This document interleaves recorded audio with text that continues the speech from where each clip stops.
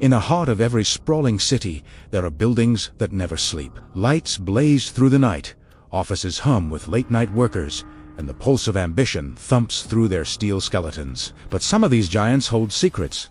Stories whispered in hushed tones, urban legends that feel a little too real. And in the center of downtown stands one such giant old skyscraper, 48 floors tall. Thousands pass through its doors every day. But every single employee knows the building's peculiar quirk. When you step into the elevator, you'll see the numbers climb, floor by floor. But after 24, something strange happens. The next button that lights up is 26. The 25th floor simply isn't there, or at least, that's what the blueprints say. Then, one night, the impossible happens. A prominent businessman is found dead in his office on the 47th floor. The doors were locked from the inside. The security cameras show something deeply unsettling. No one entered, and no one left. The police, stumped, label it an impossible death. The case file lands on the desk of Inspector Vega, a tough, jaded detective who's seen the worst the city has to offer. But even he has never encountered anything like this. Vega arrives at the skyscraper in the dead of night. The lobby is cavernous and empty, save for a single lamp casting long, distorted shadows, and the night guard at the reception desk. The man looks nervous. Way too nervous. "Inspector?" he stammers, his eyes wide. "Are you here about what happened on the 47th floor?" Vega gives a curt nod. "I am." The guard leans in, lowering his voice to a conspiratorial whisper. Then, "Be careful with the elevator." Vega raises an eyebrow. "Why?" The guard glances around, as if afraid of being overheard. "Sometimes," he says, his voice barely audible, "it stops on a floor that shouldn't exist." Vega dismisses the warning and steps into the elevator. The heavy bronze doors slide shut, sealing him inside. The numbers on the panel begin to ascend. 10, 15, 20. The building is wrapped in an unnerving silence. 24. The light illuminates, and Vega braces for the jump to but suddenly, the elevator car the lights flicker violently. The control panel glitches, and for a fleeting second, a new button materializes, one Vega hadn't seen before, a tarnished circular button bearing the number 25. The elevator lurches to a halt, a soft chime rings out, and the doors slowly creak open.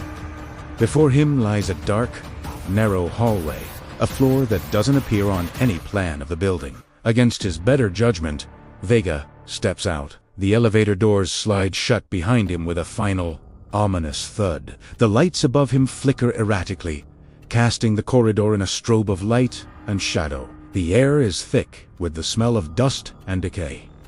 This place feels ancient. The paint on the walls is peeling, revealing layers of forgotten history. The office doors are ajar, revealing rooms frozen in time, filled with dust-covered files and archaic furniture. It's as if this entire floor was abandoned decades ago. But there's something else, something worse. The silence. It's absolute, a heavy, suffocating blanket that presses in on him from all sides. Then, a sound. Footsteps. Slow, dragging, echoing from the far end of the hall.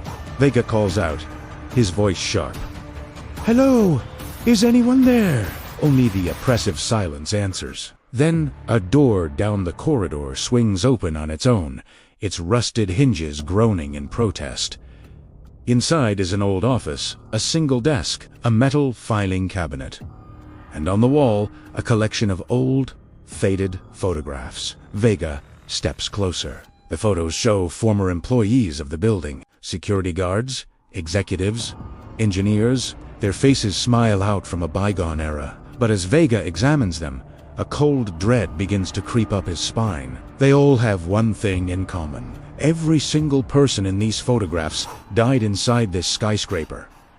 In the center of the desk, there is a new file, a recent-looking folder that seems completely out of place. Vega picks it up. He opens it, and the world seems to fall away beneath him. On the cover, in stark black letters, is a name, Daniel Vega. His own name, His hands tremble as he flips through the pages. Inside are photos of him, surveillance reports detailing his every move, newspaper clippings about his past cases, and tucked inside the front cover, a single, handwritten note. The building always needs a new guardian. Suddenly, the lights in the hallway die completely, plunging him into absolute darkness. He hears the elevator chime again. Vega spins around and sprints towards the sound, his heart hammering against his ribs. The doors are opening. He lunges forward, desperate to escape. But as they part, it's not the lobby that greets him. It's the 25th floor. Again, only this time, the hallway seems darker, longer, and this time, Vega is not alone. At the far end of the corridor, a figure stands motionless, a silhouette against the blackness. Watching him, a voice, a dry, rasping whisper, slithers out from the shadows. "Inspector Vega!" It says, "Welcome. This floor has been waiting for you."